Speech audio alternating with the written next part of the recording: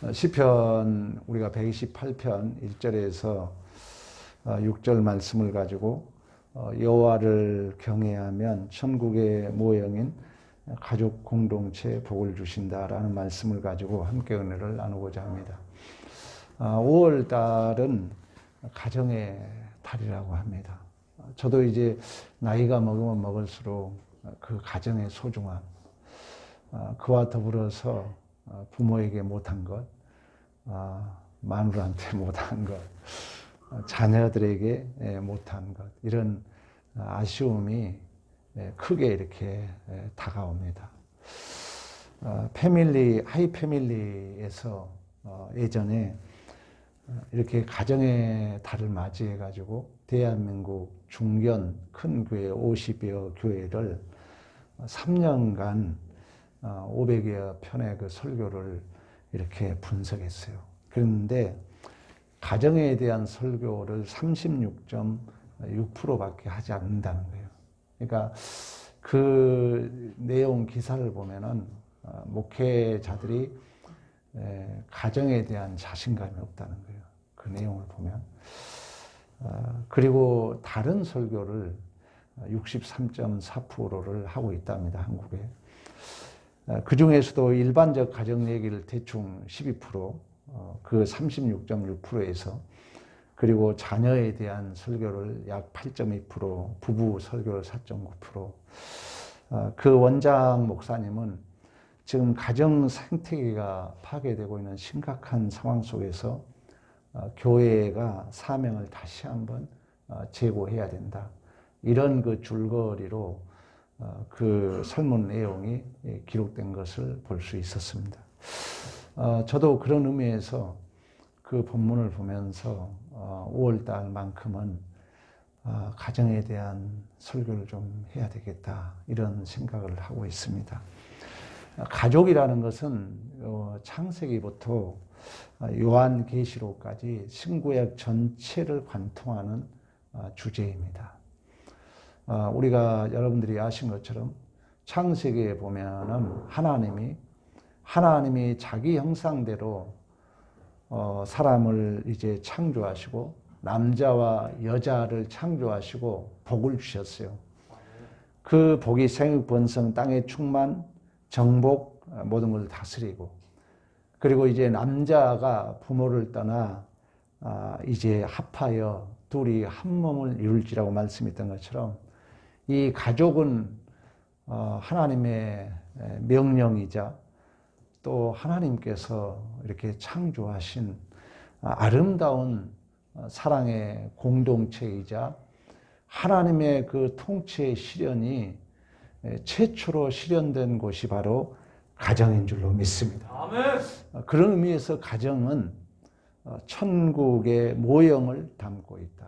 그래서 5월 달만이라도 여러분들이 가정을 생각하고 남편은 아내에게 이렇게 좀 조심스러워 해주시고 아내는 남편에게 좀 더 이렇게 조심스럽게 해주시고 또 자녀는 부모에게 여러분들이 좀 더 효도하시고 또 부모는 자녀에게 더 사랑하시고, 그래서 우리가 5월 달만이라도 여러분들이 가정의 소중함을 꼭 깨닫는 복 있는 시간이 되기를 간절히 축원합니다. 아멘. 저도 이렇게 엊그제가 이제 우리 그 애가 단톡에 있는데 애할머니 기일이었다고 그래요. 우리 이제 애사촌 형들은 신앙생활을 하지 않기 때문에 기일에 대한 사진을 올려놨더라고. 그러면서 제가 이제 옛날 과거가 오버랩이 되면서 인간으로서의 최고의 그 따뜻함을 느꼈던 적이 그 우리 애할머니였던 것 같아요. 우리 애할머니가 그 어린 나이에 가면은 이렇게 쓰다듬어 주고 안아주고 한 번도 싫다는 표정을 안 보여줬던, 그게 이렇게 생각이 나더라고요. 우리 인간이 태어나서 물론 어머니 아버지도 있고 또 일가 친척도 있지만 어쨌든 인간으로서의 가장 그 따뜻함을 첫 번째 경험한 곳이 가정이라는 거예요. 그리고 어떤 우리가 인간으로서 살아가야 할 그 권위, 그리고 질서, 또한 윤리 도덕을 처음 배운 곳이 가정이라는 거예요. 그런 긍정적 의미도 있지만 제 자신을 두고도 이렇게 뒤돌아보면은 가장 무례하게 행동했던 곳도 가정이에요. 좀 더 심리적으로 말하면 가장 무의식이 많이 작동된 곳이 가정이라고 볼 수 있어요. 그래서 함부로 말하고, 왜? 허물이 없다 보니까. 왜? 가정은 윤리 도덕이 초월되잖아요. 법이 초월되잖아요. 일반적 관례가 초월되다 보니까 가정 안에서 함부로 우리가 할 수 있다는 거예요. 그래서 우리 이제 이 가정의 달을 맞이해서 여러분들이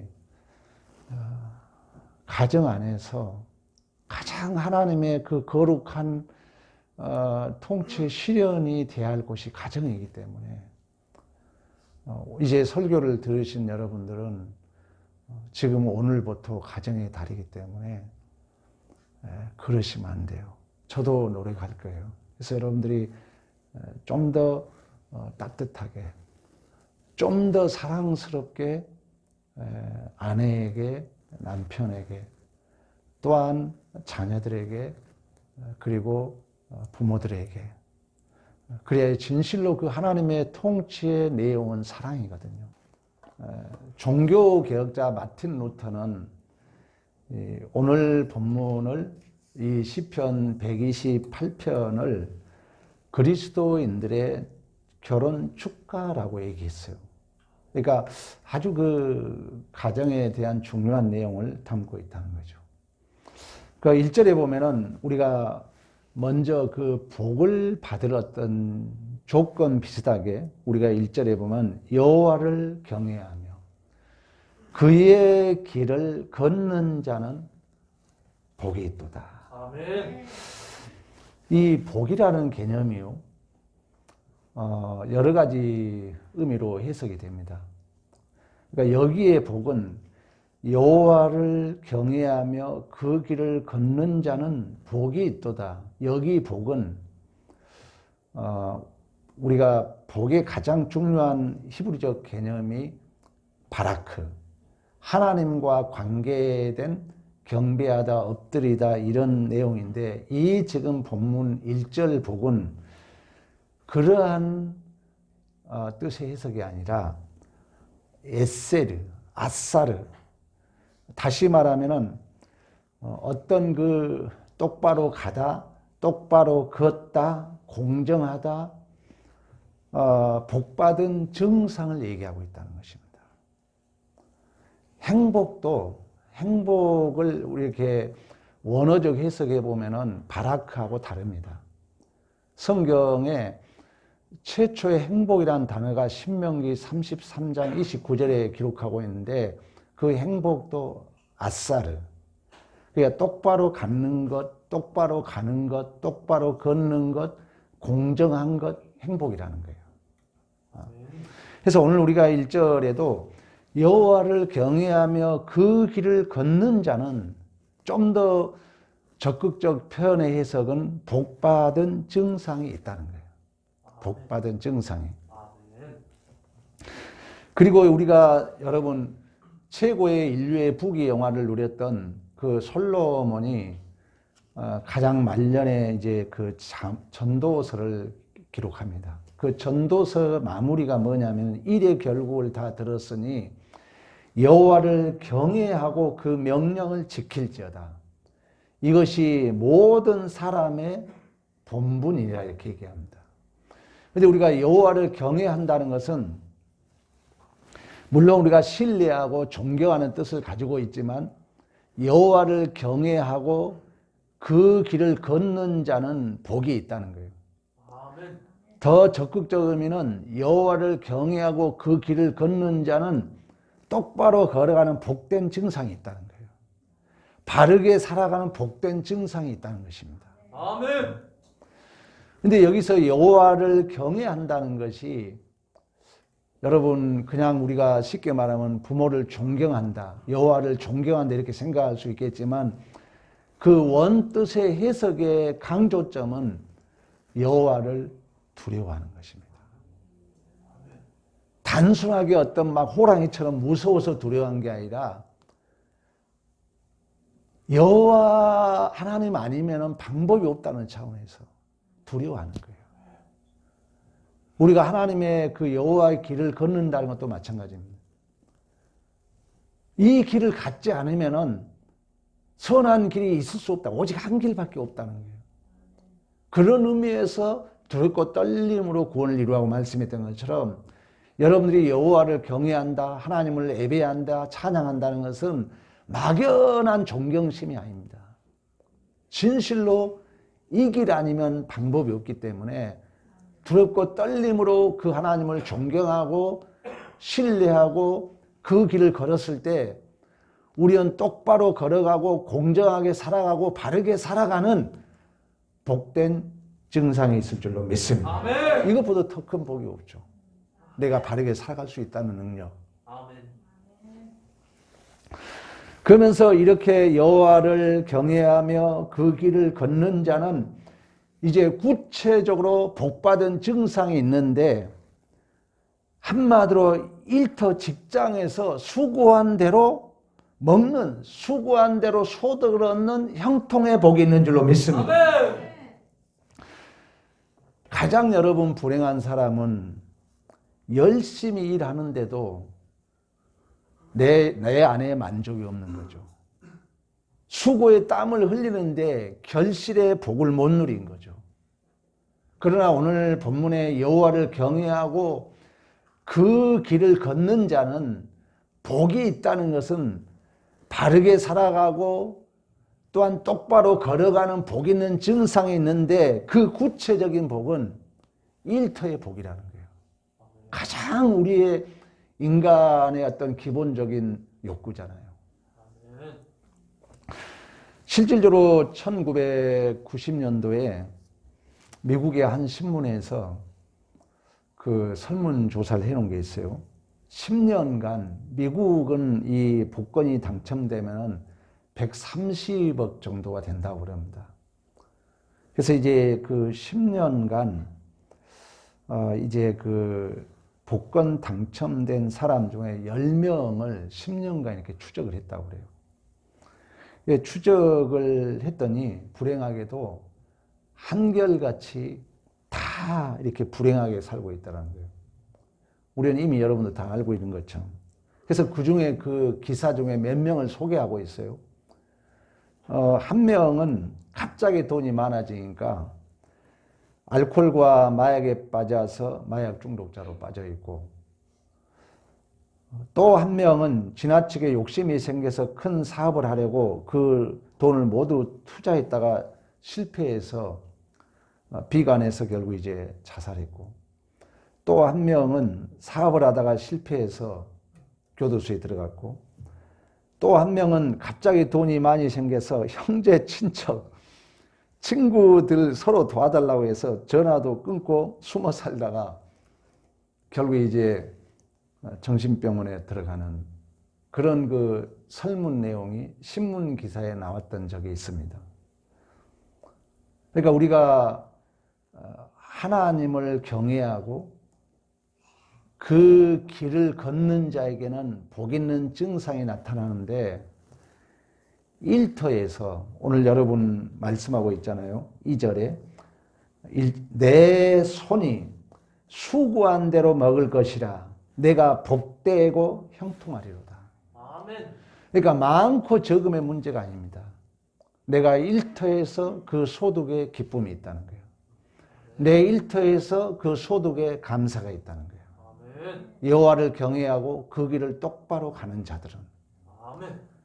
그러나 이 여호와를 경외하지 않는 자들, 역설적으로 말하면 아무리 가져도 만족이 없는, 아무리 먹어도 배부르지 않는 가장 큰 불행이죠. 우리 믿는 자의 최고의 복은 환경이 어찌하든 그 주님 안에 평안이 있고 주님 안에 감사가 있고 주님 안에 기쁨이 있는 줄로 믿습니다. 아멘. 두 번째 구체적으로 얘기합니다. 여호와를 경외하며 그 길을 걷는 자는 이 복 있는 증상이 있는데 가정에 행복한 증상이 있다는 거예요. 그런 의미에서 마틴 루터는 이 시편을 기독교인들의 결혼 축가다고 얘기할 정도로 여러분들이 여호와를 진실로 두렵고 떨림으로 경외하고 그 길을 똑바로 걸어가고 바르게 걸어간 자는 증상이 있는데 직장 안에 만족이 있고 감사가 있고, 두 번째는 가정에 복 있는 증상이 나타날 줄로 믿습니다. 3절, 내 집 안방에 있는 내 아내는 결실한 포도나무 같다 얘기합니다. 포도나무는 여러분 우리 교회 하단에도 심어놨지만 다른 고목에 비하면은 그야말로 가늘고 연약하고 쓸모없는 나무입니다. 가정에서 여러분들이 살면은 인간의 최고의 비참을 느끼는 곳이 가정입니다. 그러니까 가정이 하나님의 말씀과 하나님의 도가 실현되지 않으면은 최고의 비참한 곳이 가정이에요. 왜 그런 줄 아세요? 함부로 하니까. 그러나 가정에서 하나님의 도를 잘 실현하면은 최고의 결실을 누린 곳이 바로 가정인 줄로 믿습니다. 아멘. 그런 의미에서 오늘 본문에 하나님을 경외하고 그 길을 걷는 자는 복이 있다는 거예요. 이 복은 에세르, 아사르, 똑바로 걷고 바르게 살아가는 복된 증상이 있는데 그 증상이 일터에서 나타나고 두 번째는 가정에서 나타난다는 거예요. 그런데 그 가정에 아내가 결실한 포도나무 같다는 거예요. 아무 쓸모없는 것 같고 연약하고 부족하지만 그 포도나무의 그 풍성한 결실이 있는 줄로 믿습니다. 포도나무는 여러분 특히나 우리가 요한복음 15장에 가면은 그런 비유를 해요. 나는 포도나무여 너희는 가지니 너가 내 안에 있으면 절로 과실 맺으리라 말씀하고 있습니다. 그리고 이 성경에 너와 나와 관계를 에베소서에 보면은 이 비밀이 크도다. 교회와 그리스도의 관계를 얘기하고 있습니다. 그러니까 이 포도나무의 결실한 포도나무 같다는 것은 쉽게 말하면 우리가 주님 안에 있는 것처럼 그 포도나무 가지가 나무에 붙어 있으면 열매를 맺는 것처럼 그 교회와 그리스도의 관계가 남자가 부모를 떠나 한 몸을 이루면 생육번성 땅의 충만함을 이룬 것처럼 가정 안에 그러한 하나님의 비밀이 부부간에 실현된 줄로 믿습니다. 아멘. 이게 복이라. 하나님을 경외하게 되면. 아멘. 하나님을 경외하게 되면. 이 중에도 물론 앞으로 결혼하고 살아갈 우리 청년들이 있는데 또 이제 시작한 우리 아들 금별이도 있는데 가정이 그렇게 중요합니다. 그리고 청년들은 그런 의미에서 배우자를 위해서 저는 그런 얘기를 해요. 3년 이상 기도해라. 저는 그렇게 배웠거든요. 제가 청년 때 군대에 있을 때 우리 전사님이 청년들이 꼭 배우자를 위해서 기도하라고 이야기를 했어요. 왜? 가정이 소중하니까. 아멘. 더불어서 우리 3절 하반절 봅니다. 내 식탁에 둘러앉는 자식은 어린 무엇 같더라? 감람나무 같더라. 아멘. 감람나무는 성경에 가장 참 고급하게 비유를 하고 있습니다. 이스라엘 백성들을 돌 감람나무, 참 감람나무로 비유하고 감람나무를 이제 성전에 쓰게 하고 이 감람나무는 열매를 맺는데 금방 이렇게 맺지 않습니다. 7년 정도 지나야 감람나무가 열매를 맺어요. 그리고 이 감람나무는 빨리 자라지 않아요. 아주 천천히 자라요. 그래서 감람나무가 자라면은 보통 100년, 200년 산다고 그래요. 그리고 감람나무가 15년이 이르게 되면은 엄청난 열매를 맺게 된답니다. 그래서 감람나무는 유대인들이 생각하기에 나무 중에 왕이라고 그래요. 왕, 감람나무. 그리고 이 히브리적 개념으로는 이 감람나무는 아름다움을 상징합니다. 힘을 상징합니다. 그리고 번영을 상징합니다. 그러니까 우리의 자녀들이 어린 감람나무 같다는 것은 무한한 꿈과 비전이 있는 줄로 믿습니다. 그리고 이 감람나무는 모든 곳에 사용이 되고 감람나무는 버릴 것이 없다고 그래요. 감람나무 껍질은 약재로 사용된다고 그래요. 그리고 감람나무 그 기름으로 모든 것을 윤택하게 만든다고 그래요. 우리가 하나님을 경외하게 되면 그 길을 걷게 되면은 반드시 그 증상이 있다는 거예요. 식탁 둘레에 안에는 결실한 포도나무 같고 그 자녀들은 어린 감람나무 같을 줄로 믿습니다. 아멘. 그러면서 이제 4절에 가면은 하나님을 이제 경외하는 자는 이같이 복을 받을 것이다. 여기에 복은 이제 바라크예요. 하나님과 관계되어서 하나님과 관계된 경배하다, 엎드리다. 하나님으로부터 이제 받은 진정한 복의 증상들이 있다는 거예요. 그러면서 우리가 5절 여호와께서 시온에게 내게 복을 주시을지어다. 너는 평생에 예루살렘의 번영을 보며 내 자식의 자식을 볼지어다. 이스라엘에게 평강이 있을지어다. 여러분, 옛날에는 전쟁이 이렇게 빈발해가지고 손녀를 보지 못하고 이렇게 생을 마감하는 경우가 많았어요. 그러니까 이 말은 하나님이 지켜주시고 하나님이 평안을 주시고 하나님의 복을 천대만대까지 누리게 된다는 거예요. 우리가 그 미국에 가면은 미국 사회는 이 가문 연구를 많이 합니다. 여러분들이 많이 들었겠지만 그 조나단 에드워드하고 맥스 주크는 절실한 친구였다고 그러잖아요. 어느 대학 그 도서관 정문에도 이 가문의 계보도가 그려져 있다고 그래요. 그 정도로 이 두 가문이 친구가 이제 그 어린 시절에 이렇게 우연한 길을 이제 걷게 됩니다. 그래서 이제 밤이 좀 어두워해지니까 이 조나단 에드워드는 배가 고프고 힘들지만 이제 그 산기슭에 십자가의 불을 찾아가서 그 애는 기독교인이 돼요. 그리고 맥스 주크는 배가 고프니까 그 근처 과수원에 가서 이제 남의 것을 훔쳐 먹었다고 그러지 않습니까? 그래서 이제 이 두 갈래 길이 이제 서서히 벌어져요. 그래서 이제 나중에 이제 이 가문을 연구해 봤더니 조나단 에드워드는 그 가문은 부통령, 목사, 총장, 교수, 사업가 대단한 다 잘 돼 있는 거예요. 근데 그 딴 길로 갔던 그 맥스 주크 가문은 온갖 자살, 중독, 살인, 사기, 저대로 된 그 가문이 별로 없었다는 거예요.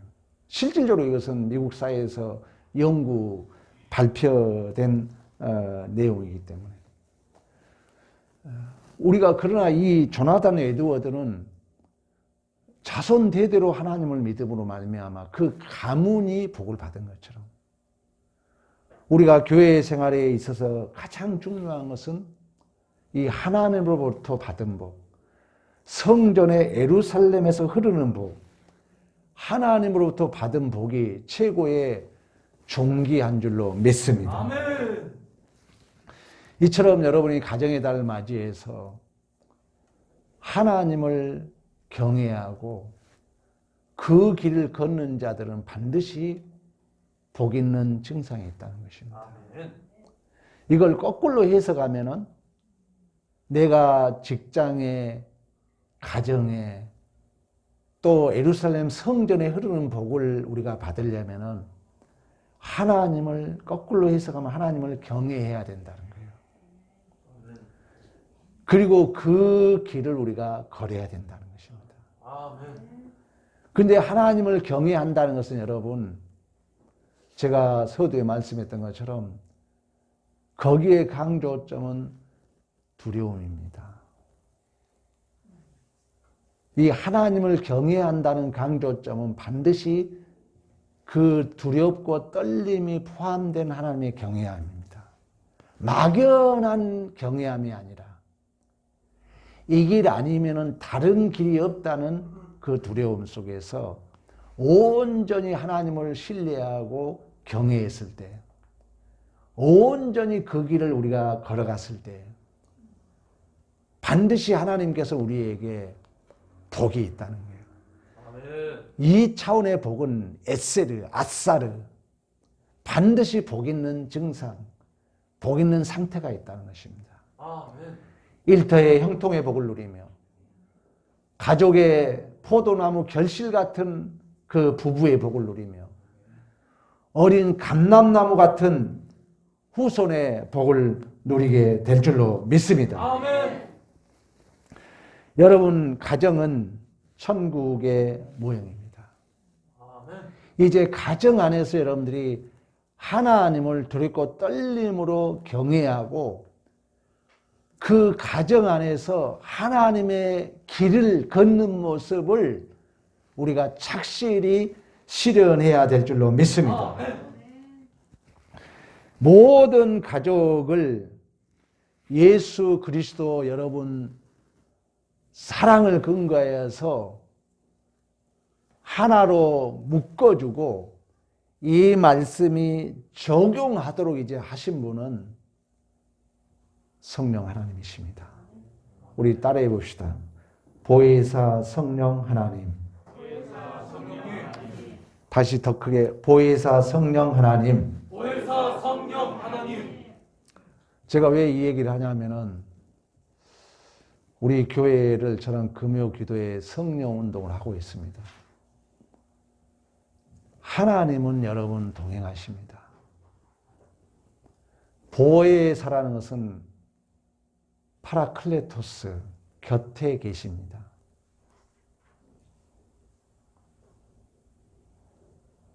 하나님은 내 곁에 계십니다. 하나님이 내 곁에 계신다는 것을 믿기만 하면 변합니다. 하나님이 지금 우리 가족의 지금 내 현장에 함께 계신다는 걸 믿기만 하면 여러분 언어가 변합니다. 아멘. 하나님이 내 곁에 계신다는 것을 인정만 하면 우리의 소원을 하나님이 주도적으로 역사에 가신 줄로 믿습니다. 아멘. 여러분 왜 요즘 복을 못 받고 여러분의 삶이 냉랭하고 여러분 일이 안 된 줄 아세요? 설교는 듣고 기독교인이라고는 하지만 내 곁에 계신 하나님을 여러분들이 인정하지 않기 때문에 여러분 곁에서 여러분의 작은 신음이라도 들으시는 보혜사 성령 하나님, 파라클레토스, 내 곁에 계신 하나님을 내가 인정하지 않기 때문에 말도 함부로 나오고 행동도 잘못하고 무의식이 옛날 내 상처들이 나를 끌고 갑니다. 이제 우리가 가정의 달을 통하여 여러분들이 말씀을 들었습니다. 하나님을 경외하고 그 길을 걷는 자에게는 복이 있다. 이 복은 아사르, 에세르, 똑바로 걷는, 바르게 가는 증상이 있다. 그게 구체적으로 여러분 직장 안에서 형통의 복, 소득의 복을 누리고 가정에서 결실한 포도나무 같은 부부, 어린 감람나무 같은 자녀의 복을 누릴 줄로 믿습니다. 아멘. 그리고 결론은 하나님의 약속의 복을 누린다는 거예요. 아멘. 이걸 누리기 위해서 여러분 실험해 보세요. 제가 계속해서 강조합니다. 한 번이라도 하나님과 동행한 일기를 쓰라는 거예요. 여러분이 일주일 살아오면서 막연하게 살지 마시고 내 곁에 계신 하나님, 나를 도와주길 원하시는 하나님, 나를 위로해 주신 하나님, 그 성령 하나님을 인정하고 시인하고 사모하시게 되면 사도행전의 주도적 역사로 이끄셨던 그 성령 하나님이 여러분 존재를 이끄시고 우리 가정을 이끄시고 우리 자녀들을 이끄시고 우리 교회를 이끌어 가실 줄로 믿습니다. 아멘. 진실로 이제 이 시간 이후부터는 여러분 기적을 목도할 거예요. 아멘. 성령 하나님을 인정하면 기적이 나타납니다. 아멘. 여러분들이 기도할 때요, 그런 기도 응답되지 않습니다. 성령 하나님을 전제하에 기도하시오. 아멘. 곁에 계신 하나님, 나를 도와주신 하나님, 아멘. 이 확신을 가지고 기도하시게 되면 온 우주적 역사를 운행해 가시고 그 구원의 역사를 이루셨던 성부 하나님, 성자 하나님의 그 역사를 여러분의 존재와 인생 속에 주도적으로, 대표적으로 성령 하나님이 이끌어 가심을 경험하게 될 줄로 믿습니다. 아멘. 이러한 믿음의 승리가 있기를 간절히 축원합니다. 아멘. 우리 다 같이